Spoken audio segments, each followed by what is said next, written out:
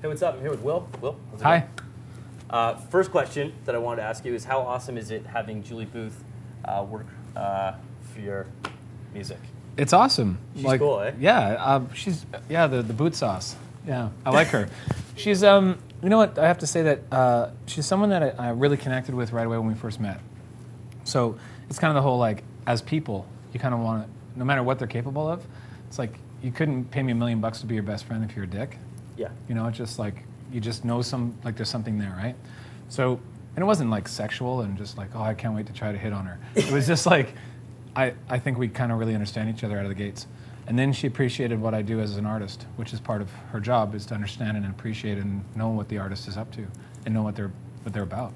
Which actually does tie back to this record because you're sort of back to an indie sort of state, right? And you have a team of people that are working with you that you're very close to. Yep. How important was that for you for this record? Oh, it was everything. Like, it was my relationship with the label that I had was also, it was really good, actually. Like, I don't know if I'm one of the rare few or something, but I had a good relationship with them. And at the end, it was an amicable thing because it was just money, right? So music industry. Yeah. We didn't sell your record, I'm sorry, and big hugs and kisses, right? And we're just like, shit, that's the way it goes. No hard feelings, literally, right?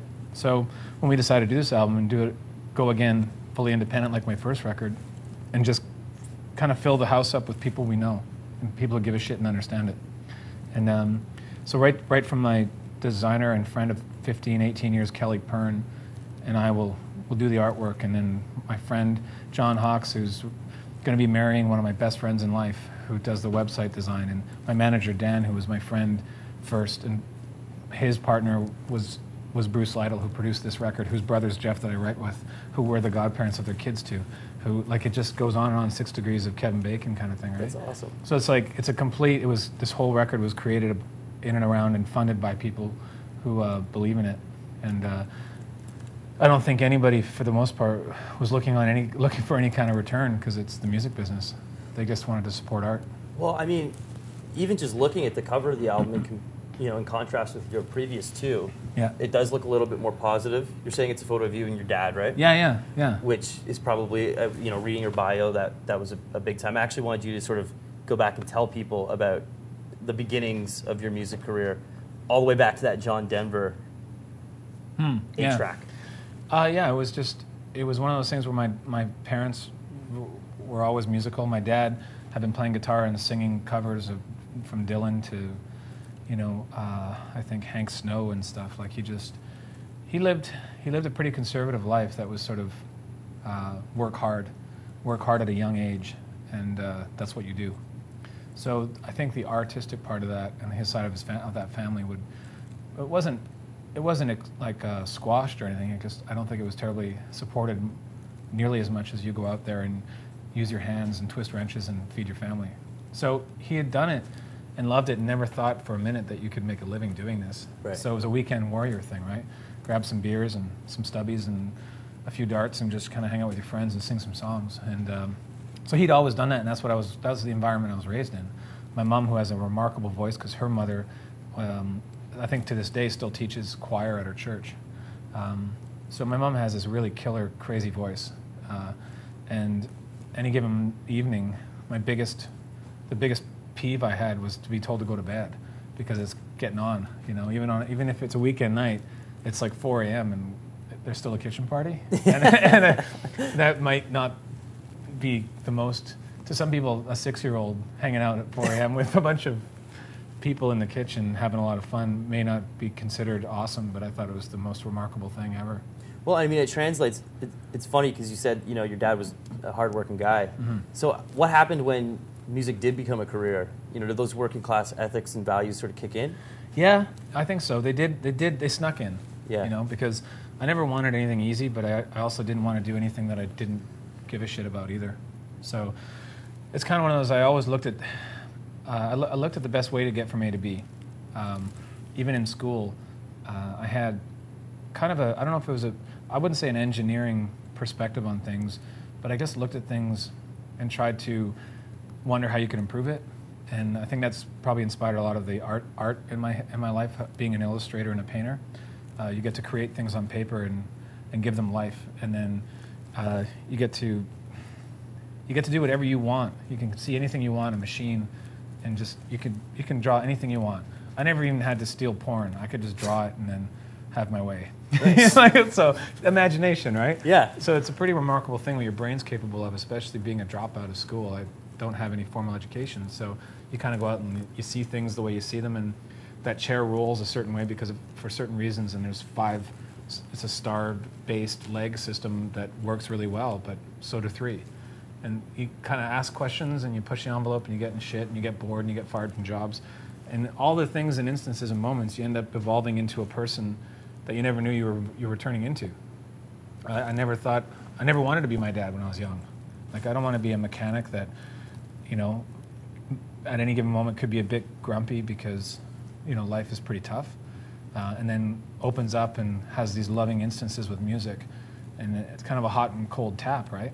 And I just thought, I'm just going to be this flaky whatever guy and just dance around and date hot chicks and honk tits and smoke and drink and just be free. And all of a sudden... That's where I'm at right now. Yeah. And, you know, and when I left my parents when I was probably 15, I think, left from under their home, under their roof of their home, I went out and I just kind of went out with like boots forward and kicking doors down and just sort of thinking, I'm just going to be, right?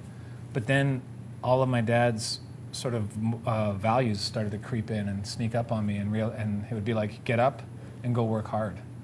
Don't just sleep in and get up when you want and then just go and draw a picture and then go back to sleep, you know, after you've ate food that you didn't even buy.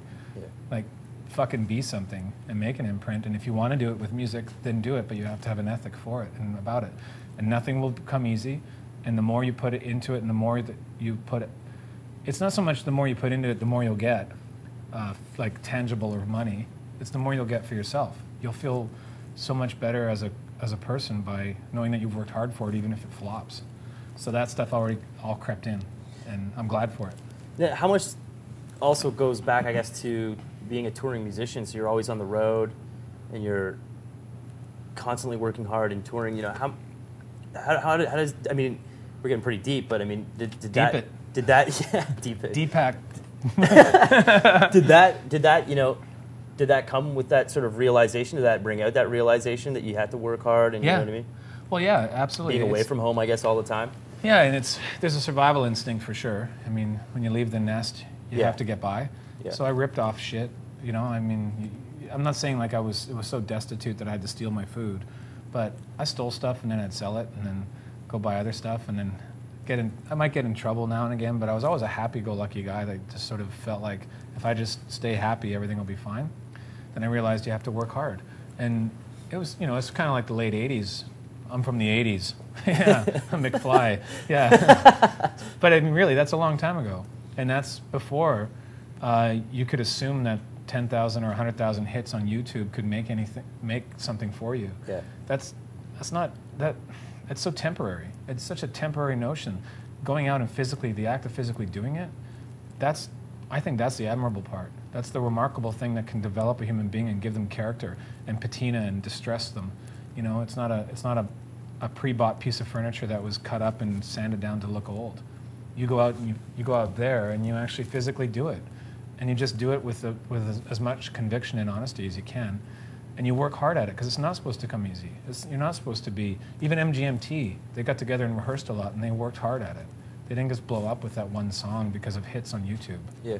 And then for that to even happen, they still have to go out and be a part of all of that and have every day of your life change at any given moment, much like life is, and then be able to do it and do it properly. And you can't just be drunk all day and do drugs and nail broads. You have to figure out when you go, whoa, you know, we do have to do this well. There's a difference between an out-of-tune instrument and someone who doesn't take care of or gives a shit about what they're playing and never cared to even practice.